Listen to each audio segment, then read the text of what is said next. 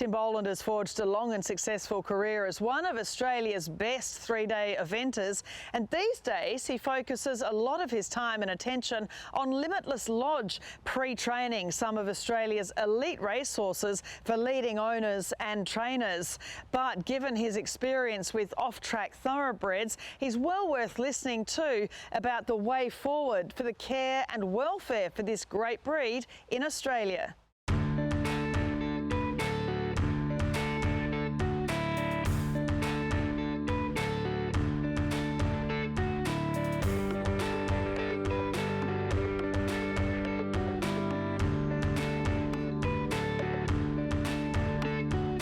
Tim, Limitless Lodge is just a fabulous facility for pre-training thoroughbreds, for looking after horses when they've come off the track, for schooling eventers as well.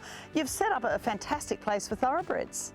Thanks, Caroline. I'm very proud of it, that's for sure. And it's sort of evolved. It's 3 farms now and 30 staff and 150 horses, up to 200 at yearling sale time.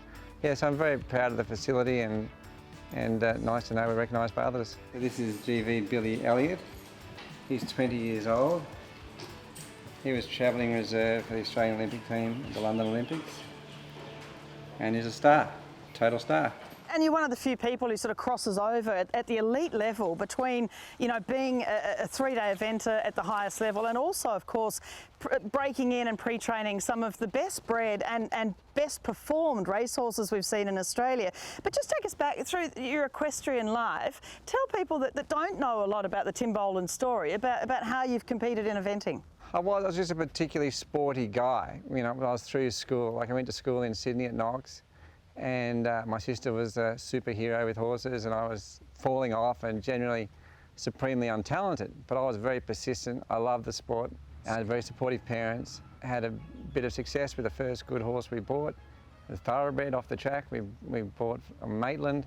Turned out to be a very good horse, and my next 2 or 3 good horses were all thoroughbreds too. So the transition into racehorses came about just through support of owners giving me a go. And I couldn't believe they'd trust me with their racehorses, and it just stemmed from that. So I was originally doing naughty horses, problem horses. They said to me, would you do our good horse? I said, yeah, I'll do your good horse. It costs as much for a good horse as a bad horse. Business sprung from there, and our facilities changed, and we moved out of Sydney, on northern beaches of Sydney in Terry Hills, Duffy's Forest, and moved up to the Central Coast and used to rent properties all around me, but now we're settled on 3 farms. Interestingly, my farm, Limitless Lodge, is named after my best horse, Limitless, at the time. I went on to have another couple of stars, but at the time of naming the farm, Limitless was a great name. I remember the horse racing for Roy Dowling in New Zealand. I just had it in my mind, won the Summer Cup, and whenever I had a top horse, I was going to call it Limitless. And I got a top horse, I named him Limitless, and my farm's named Limitless Lodge, which has been a great name. But Espiona's starting to open up the shoulders now. And the talent of the horses that you have here. I mean, even at the moment, just looking around the farm, we have the beautiful Espiona, who's just a superstar race mare herself, and she's spelling really well, which augurs well, hopefully, for her future campaign. And Think It Over as well, another Group 1 winner, who's just such a gorgeous, so you think, sort of look-alike too. And it's so great to see them here, and they are elite. Their futures are limitless. Yeah, it's just fun that these trainers and owners are happy to trust me with their best horses. So I take that very seriously, and I know they're a big investment and they're very important to not just the owners and trainers, but the racing public. So I'm keen to do a good job for them. You've been around the world, you've seen other pre-training facilities, your track that you're working these horses on just gives them a good solid sort of workout. We saw Niffler as well, who was having a canter around your work track. Explain sort of the setup of your facilities for these pre-trainers and horses you're breaking in. All my pre-training revolves around dressage. Dressage is important for every horse that comes through Limitless Lodge, a breaker, a pre-trainer. I can't think in this day and age that anyone says no to a horse doing dressage. We see all these top trainers doing it. It's not essential, but it's such a good thing to do. And we don't charge any more or less to do it. So dressage is important to us. But we're very fortunate. We've got those facilities, indoor arenas, jumping paddocks, but our track is great, a great surface, and the water walker is another tool that we have. Yeah, the water walk is fantastic too, and they just seem to adapt to it really well. And we could see these horses getting up to a bit of a trot. You know, they're actually doing a lot of work when they're in there. Well, yes, they do interval training in the water walker. It's been a great tool. We can use it for all kinds of things. So I can never get their legs as cold any other way and putting them in the water walker. If they come out of there with heat, we've got a problem. And then your spelling facilities too. I mean, you know, I love seeing horses with shelters. I know some people say, oh, they don't really use them. Well, most of them do, and at some time or other, they're a great benefit, and they're lovely, big, open sort of, you know, paddocks for them just to relax, and it's very quiet. The spelling farm we're very proud of. Like, it's not a saddle or a bridle on the joint. It's all about just horses R&R. They're at a 5-star resort. We've got great staff over there, and that's just an independent operation. And the gorgeous Zoo Star solar charged colt, I was so pleased. I love going through stables such as this, and you find these absolute gems. He sold for $3 million at the Inglis Easter Yearling sale, and we featured him in our preview for that sale too at Widden Stud. And even now, looking at him a little bit further down the track, he still has that lovely jowl, and he's so masculine. How's he coming along? He's a real character. Like, I've undersold him. I did look at the yearling sale results. I tell everyone he's one of our $1 million colts, but $3 million colt, Caroline tells me. We'll pay particular attention now.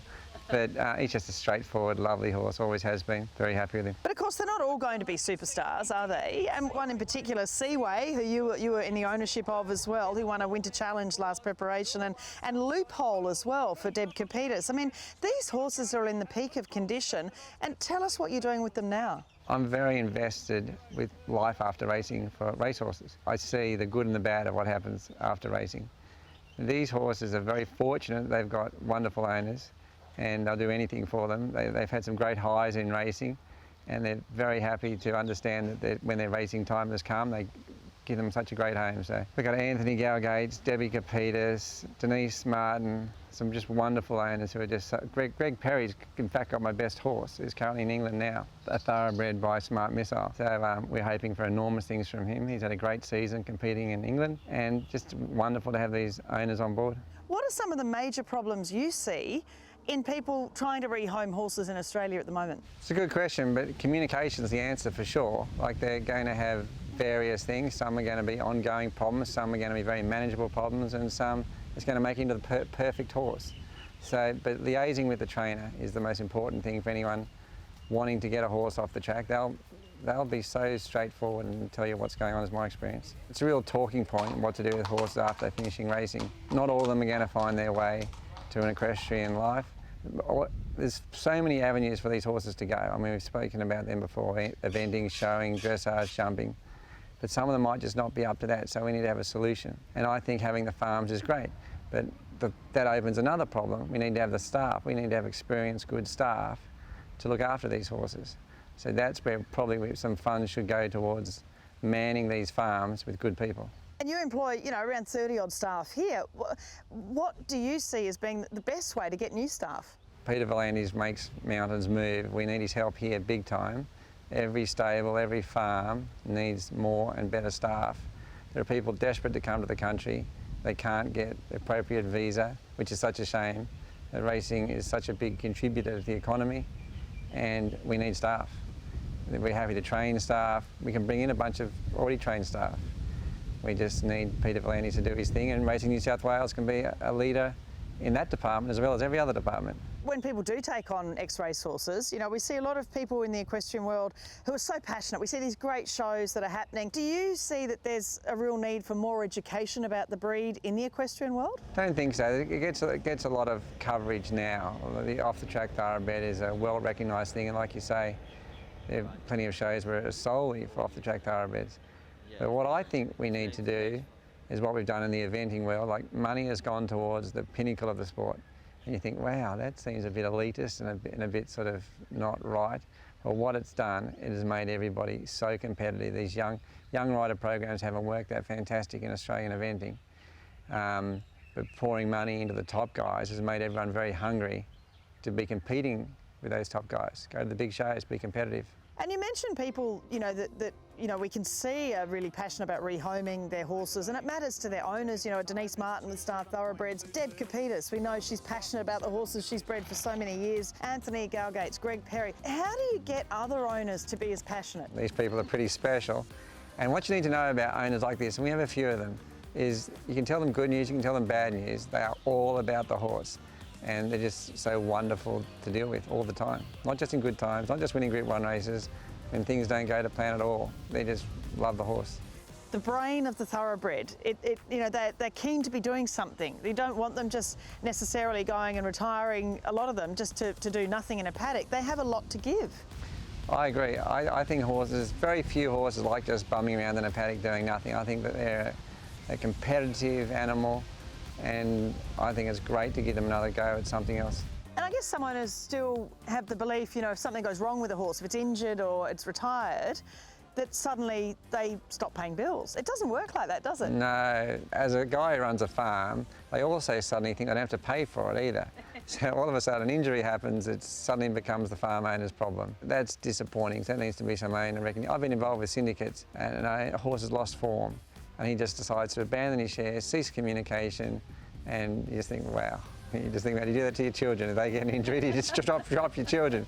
I don't think so. Hopefully we could get some support to follow these people up, but that's not a good look for our industry. So how can we get owners to understand that responsibility at the end of a horse's career? I think we need to make them aware at the very beginning. Like Hong Kong's got a good model. I know their system's very different to ours. But when they buy a horse, like I'm involved with the Hong Kong Jockey Club International Sales, so when they buy a horse at that sale, they need to be signing up then and there for their aftercare when they finish racing.